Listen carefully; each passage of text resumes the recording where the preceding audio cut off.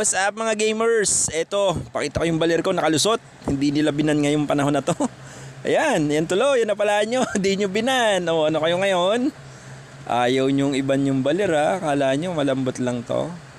Tigas to. Ang ganda ng laban namin guys. Overpower tong baler kaya malimit binaban to sa legend pool eh. Oo. Lakas talaga oh. Kita mo naman.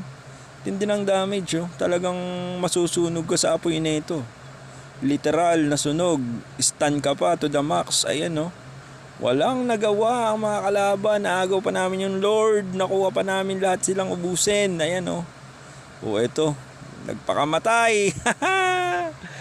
Gustong makapatay. Siya yung namatay. Ano ka ngayon? Napakalakas talaga. Kung gusto mong umangat-angat yung rank mo, eto na. Panahon na, gamitin mo na yung baler.